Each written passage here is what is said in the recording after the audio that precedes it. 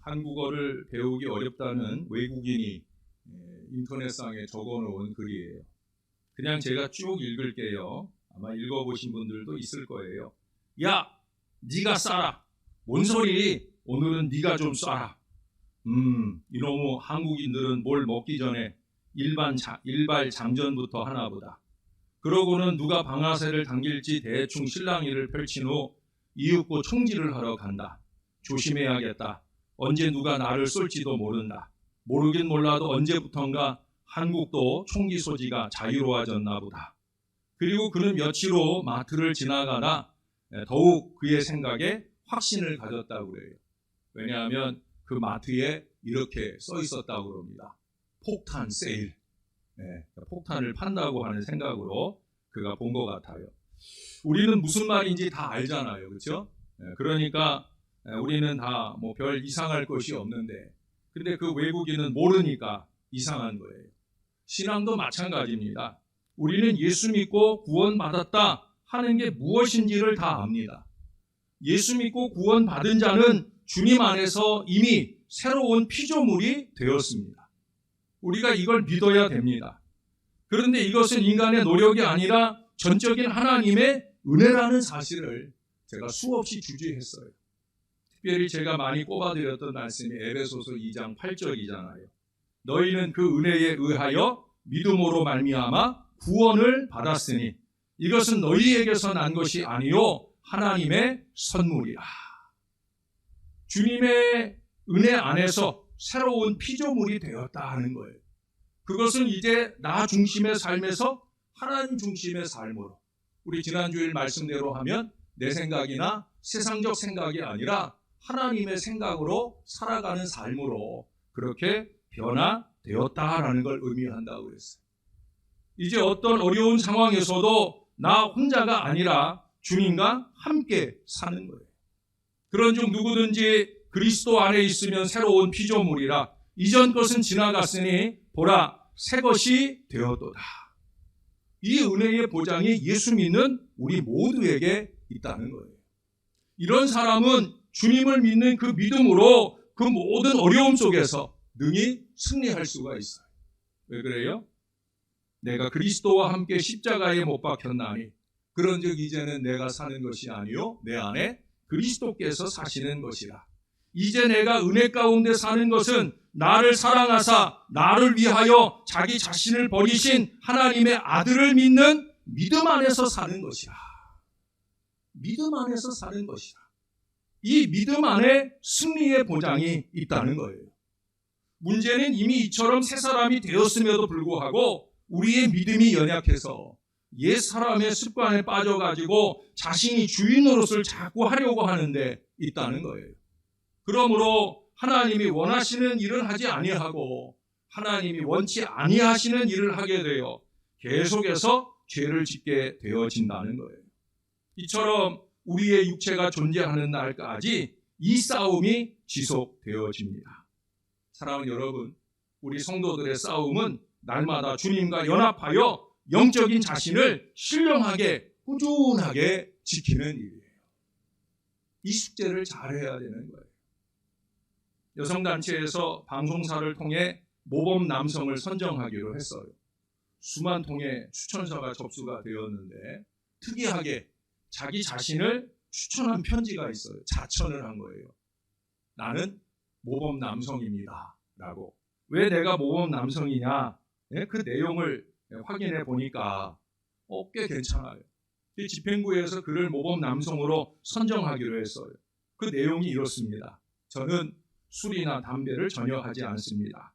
정해진 음식의 정량 외엔 절대 과식을 하지 않습니다. 운동 시간을 정해서 하루도 빠짐없이 실천하고 있습니다. 여성이나 아이들을 절대 구타하지 않습니다. 규칙적인 생활을 몸에 익혀서 질서정연한 삶을 유지하고 있습니다. 영화나 비디오로 시간을 축내는 법이 없습니다. 규칙적인 삶을 위해 휴대폰도 사용하지 않습니다. 주일에는 반드시 하루도 빠짐없이 예배를 드립니다. 저는 이런 생활을 7년째 계속하고 있습니다. 어째 훌륭하지요?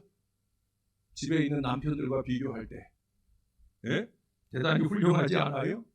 그래 이 편지 내용이 사실인지를 확인하기 위해 그에게 전화로 연락을 했어요.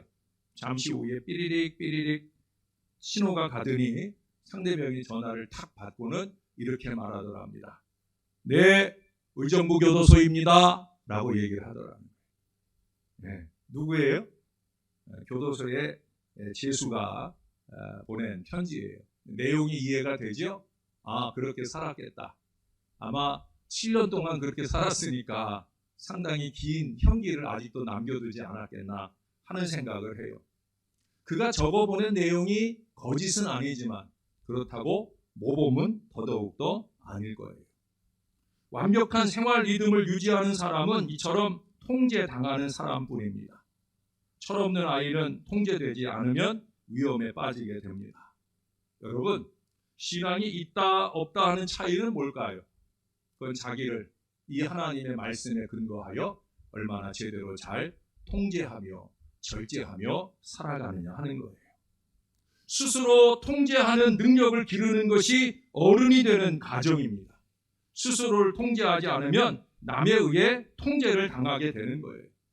주 안에 새로운 피조물인 우리는 스스로를 신앙인답게 잘 통제할 수 있어야 됩니다. 우리는 이것을 영적인 싸움이라고 합니다. 이 영적인 싸움에서 이겨야 된다는 거예요. 이 영적인 싸움에서 승리하는 비결은 뭐냐? 쉬지 않고 기도하는 거예요. 오늘 본문이 말씀하잖아요. 항상 기뻐하라, 쉬지 말고 기도하라, 범사에 감사하라. 이것이 그리스도 예수 안에서 너희를 향하신 하나님의 뜻이니라. 우리가 자주 말하는 하나님의 뜻을 세 가지로 말해요. 근데 중간에 쉬지 않고 기도하.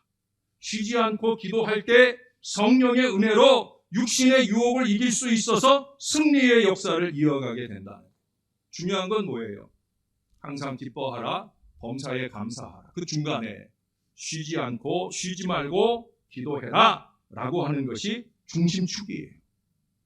이 쉬지 않는 기도 생활이 중심을 딱 잡으면은요, 항상 기쁘게 살게 되고요, 범사에 감사하게 되어진다는 거예요.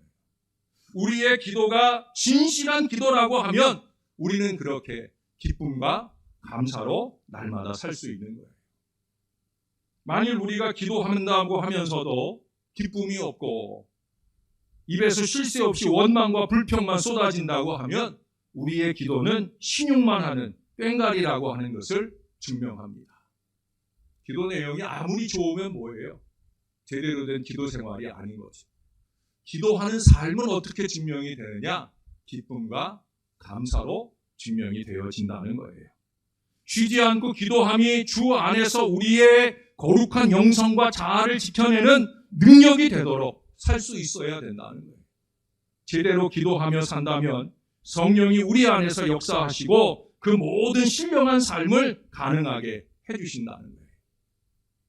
그가 하는 말의 내용들을 들어보면 이 사람이 기도 생활을 하는 사람인지 아니면 세상에 더 많이 젖어서 사는 사람인지, 말할 때 자꾸 세상의 이치를 끌어대고 말하는 사람인지 아니면 하나님의 말씀이 뭐라고 말하는지를 말하는 사람인지, 이것으로 우리는 그의 신령함을 구분할 수가 있다라고 하는 거예요. 여러분, 기도 좀 하라는 말 듣는 수준이 아니라 기도를 늘 하는 사람이 되어야 된다는 거예요. 그러면 우리는 우리의 요동하는 감정을 얼마든지 극복하며 살 수 있습니다. 다시 말해 항상 기뻐하라가 된다는 거예요. 인간은 감정의 동물이에요. 그러나 감정의 노예가 되면 불행해지고 실패하게 됩니다. 감정에는 거짓이 많기 때문에 그래요. 그래서 거짓의 아비 사단은 이 감정의 요동을 끊임없이 부추깁니다. 사람이나 또는 상황을 끊임없이 우리에게 들이대면서 우리의 원치 않는 감정의 파도를 일으키려고 계속해서 우리를 찍어댑니다. 거기에 넘어가면 안 되는 거예요. 기도하며 선언해야 됩니다. 나는 주 안에 있다. 뭐라고요? 나는 주 안에 있다. 내 주 안에 있다는 거예요. 주 안에 새로운 피조물입니다.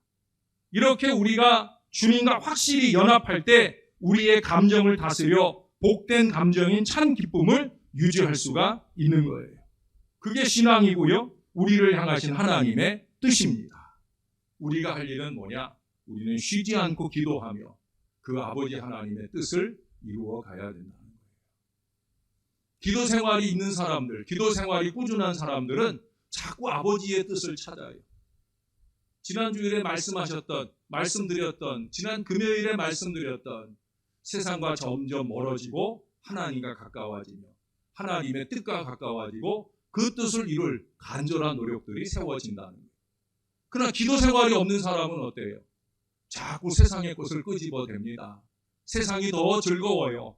세상의 자랑들을 내놓은 뒤에 더욱더 열심을 내는 걸 보게 됩니다. 기도 생활이 없다는 표시예요. 기도해야 합니다, 여러분. 쉬지 않고 기도해야 합니다. 자주 하나님을 만나야 됩니다. 하나님이 낯설어 하는 사람이 되면 안 된다는 거예요. 학생들에게 무척 엄격한 교수님이 있었어요. 학기의 마지막 수업에서 교수님은 자기에게 서명받은 사람만 학점을 주겠다. 그러면서 직접 한 명씩 얼굴을 보면서 수업에 빠지지 않고 나온 학생인지 확인하고, 다시 말해서 낯익은 학생이면 사인을 해주고, 수업에 잘 안 나오니까 낯선 학생은 공부 더 하고 학점을 주지 않는 거예요. 그런데 수업을 한 번도 출석하지 않은 학생이 이 교수님 앞에 서게 됩니다. 교수님이 모르지 않죠? 자네는 강의 시간에 내가 본 적이 없는 것 같은데, 그래서 사인을 안 해줬어요. 학생은 머뭇거리며 돌아가서는 다시 맨 뒤에 가서 섰어요. 그리고 다시 순서가 되어서 자기 차례가 되자 교수님이 얼굴을 딱 보더니 그러더라는 거예요. 낯익은 얼굴이군. 좋아. 그러면서 사인을 해주더라는 거예요. 근데 아마 교수님이다 보니까 연세가 있어서 조금 전에 봤다는 생각은 안 하고, 조금 전에 봐가지고 낯이 익숙해진 상태에서 다시 보게 되니까 낯익은 사람이라 생각하고 사인을 해주었다는 거예요. 사랑하는 여러분, 여러분은 어떻습니까? 하나님께 낯익은 사람입니까? 아니면 낯선 사람입니까? 우리가 어느 날 한번 기도 자리에 기도 신용을 하고 앉아 있는데 내 발등에 불이 떨어져서 그 불을 좀 꺼보려고 하나님 앞에 앉아서 매달리고 기도하는데 너 누구냐? 라고 말할 사람이냐는 거예요. 낯설은 사람 아니고 낯익은 사람. 하나님 앞에 우리는 그런 사람이 되어야 되는 거예요. 여러분들이 종이 하는 기도를 하나님이 더 잘 들어주실 거라 생각하고 저에게 작고 크고 작은 모든 기도 제목을 주시는 이유가 뭐예요? 그래서 제가 여러분들보다 한 번은 더 하나님께 낯익은 얼굴을 들이미는 사람이라 그런 거 아니겠어요? 저만 아니라 여러분들도 마찬가지여야 된다는 거예요. 한 번에 안 되면 두 번 하면 될 수 있어요. 두 번에서 안 되면 세 번 해서 세 번째는 될지도 모르잖아요. 여러분, 발명왕 에디슨은 전구 하나를 발명하기 위해 5만 번의 실패를 경험했다고 그러잖아요. 우리 하나님 우리의 기도를 5만 번이나 실패하게 하시는 분은 절대 아니셔요. 마케팅 이론 중에 같은 손님에게 4번 권할 때 가장 구매도가 높다는 말을 해요. 그러니까 물건을 팔기 위해 권하는 것도 한 번, 두 번으로 되는 게 아니라는 거예요. 하물며 세상 많은 사람들의 기도를 들으시는 하나님의 마음을 감동하는 일일 때는 우리가 한 번, 두 번 쉬지 않는 기도가 필요하다는 거예요. 일이 잘 안 되는 것은 아직 충분히 준비가 안 되었거나 연습이 부족하거나 경험이 부족하거나 분위기 형성이 안 되었기 때문일 수도 있다는 거죠. 생각대로 안 되는 것을 지나치게 자책하거나 주위 사람을 원망하는 것보다 한 번 더 시도해 보는 것이 낫다는 거예요. 안 된다고 물러나면 그대로 끝나게 되지만 다시 한 번 더 힘을 쓰면 가능성과 기회는 여전히 남아있는 것이 된다는 거예요. 기도하는 사람이 한 번 더 시도하려고 하는 일을 막는 사람이 되지 마시고 함께 기도의 숟가락을 얻는 건강한 믿음의 사람이 되어야 된다는 거예요. 기도하면서 하는 일이잖아요. 우리가 기도하면서 한 번 더 해보면 분명히 다른 결과를 만날 수가 있는 거예요. 여러분, 인생을 단번에 한 탕에 거는 사람들이 있습니다. 인생은 그렇게 한 탕으로 사는 게 아니잖아요. 잘 되든 안 되든 다시 열심을 내서 살아가는 것, 그것이 인생 아닙니까? 인생의 가장 중요한 것은 무엇인가를 갖고 이루고 성취하고 그러는 것보다 하늘 하나님이 우리를 부르실 때까지 우리의 영적인 생명을 지키고 우리의 마음과 영혼을 지키는 것이 가장 중요하다는 것을 알아야 합니다. 그것은 기도하는 삶으로 가능한 거예요. 성도는 있건 없건 되던 안 되던 평안한 삶을 살아가는 사람입니다. 내가 비천에 처할 줄도 알고 풍부에 처할 줄도 알아. 모든 일에 배부르며 배고픔과 풍부와 궁핍에도 일체의 비결을 배웠노라. 바울이 감옥 안에서 한 고백이에요. 대단하지 않아요? 그가 이런 일체의 비결을 배울 수 있었던 근거는 뭡니까?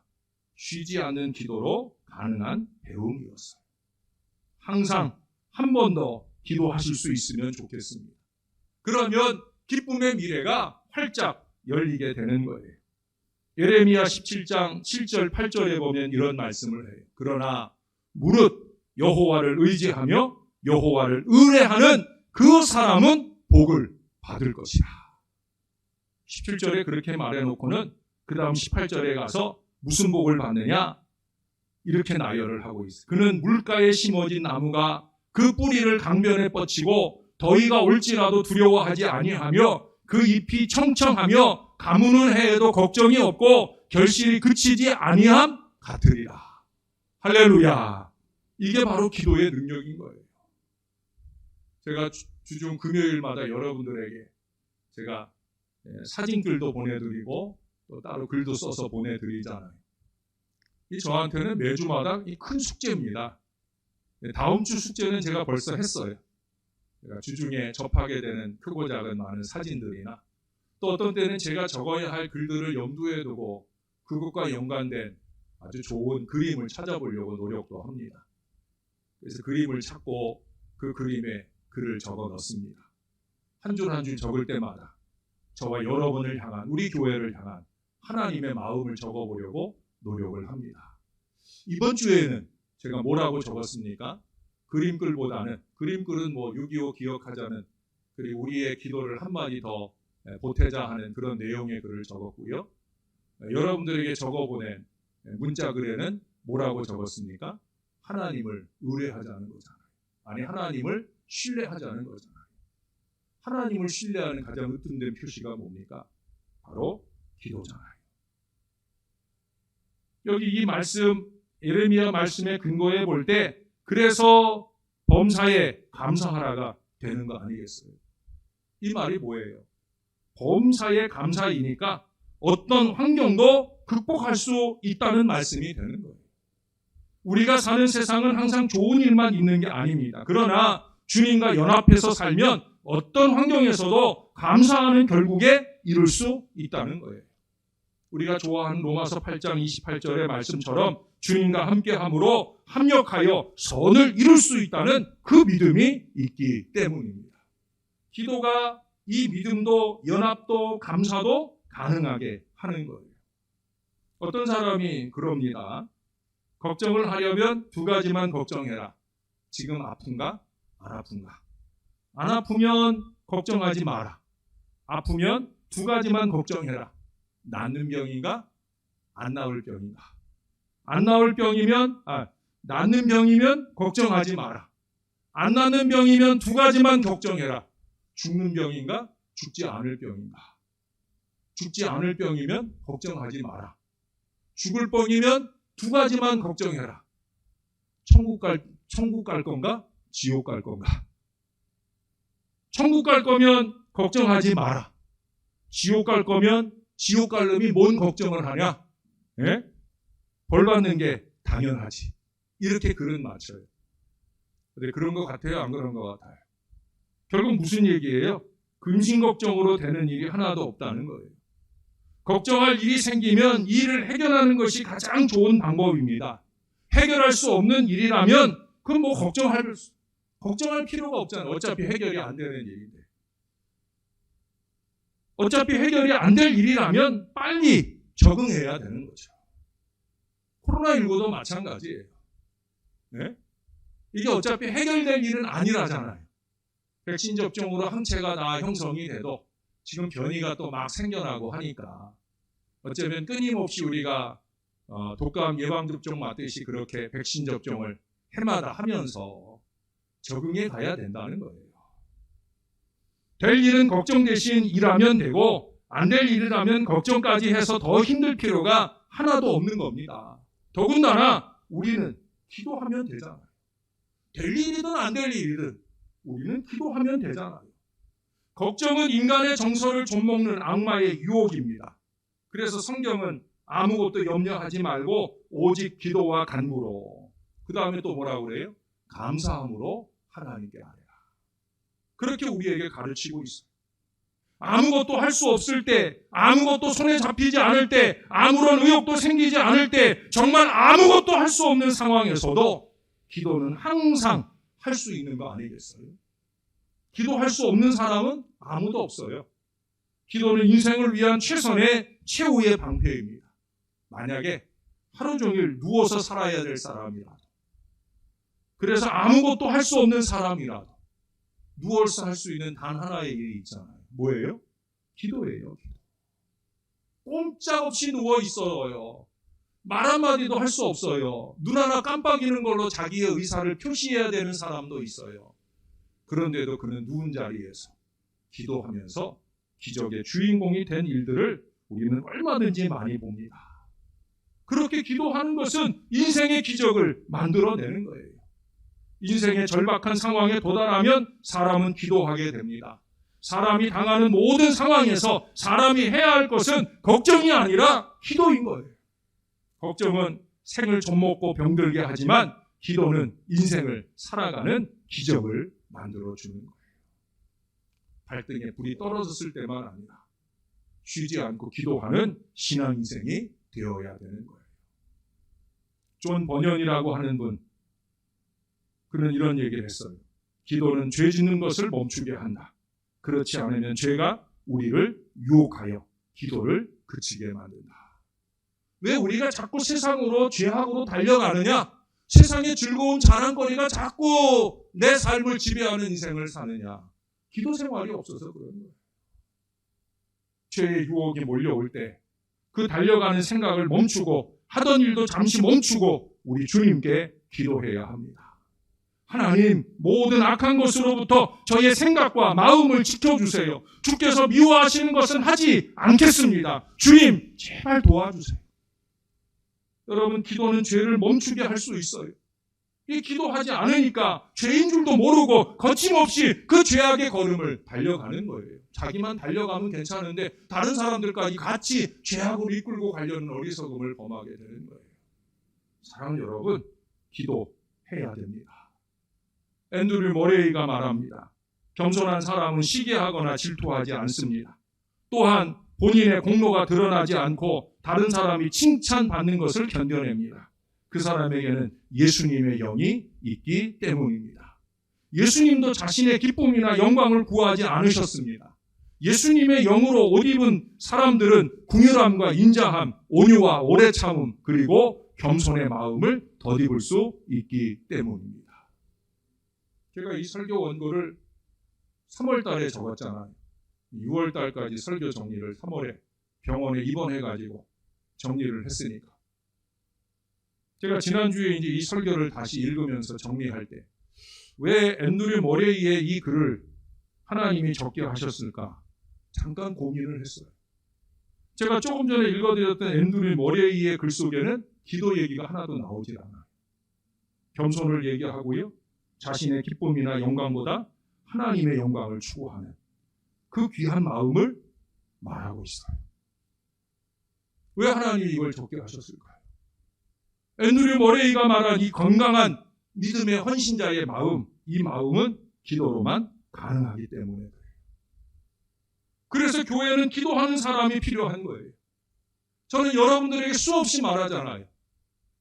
종의 좌우에 열심히 헌신하는 사람, 여호수아와 갈렙 같은 사람도 좋지만 그보다는 아론과 훌과 같은 기도의 사람을 보내달라.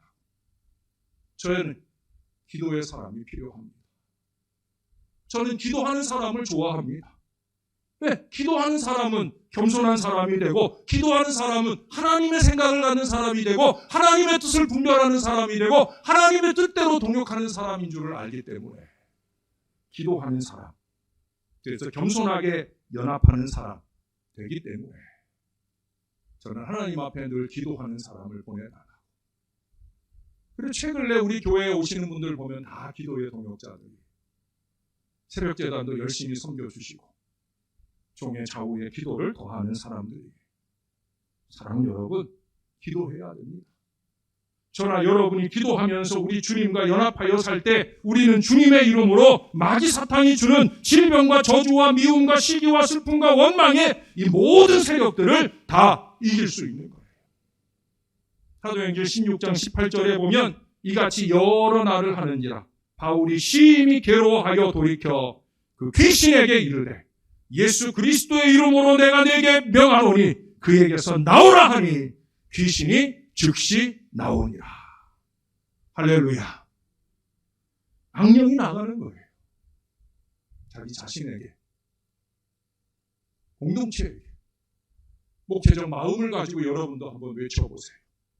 나사렛 예수의 이름으로 명하노니 즉시 나오라. 마귀적인 마음, 세상적인 마음 내 안에 쏙 나와라. 쉬지 않고 기도하여 주님과 강력하게 연합하시고 이와 같이 귀신이 물러가되 우리를 괴롭게 하는 크고 작은 모든 것들이 열 길로 다 떠나가고 기쁨과 감사로 승리하는 신령한 신앙 인생들이 다 되시기를 우리의 기도의 응답의 중요한 근거가 되어주시는 우리의 구주 예수님의 이름으로 간절히 축원합니다. 기도하겠습니다. 좋으신 아버지, 기도에 응답받을 이름, 예수님 이름 주셔서 감사합니다. 그 이름을 빌어 날마다 때마다 쉬지 않고 기도할 믿음을 주셔서 감사합니다. 우리의 기도가 신용이 되지 않도록 참으로 우리의 모든 문제나 내 안에 임한 모든 악령까지도 죄악과 세상을 향해 달려가는 악한 마음까지도 예수의 이름으로 물리쳐낼 수 있는 능력의 기도의 사람 꼭 될 수 있도록 이 교회 위에 기도의 사람이 더 많아지고 기도의 사람들을 통해 위대한 역사를 열어가는 은혜로운 교회가 꼭 될 수 있도록 주님께서 우리를 붙들어 주시옵소서. 주님께 감사합니다. 예수님의 이름으로 기도합니다. 아멘.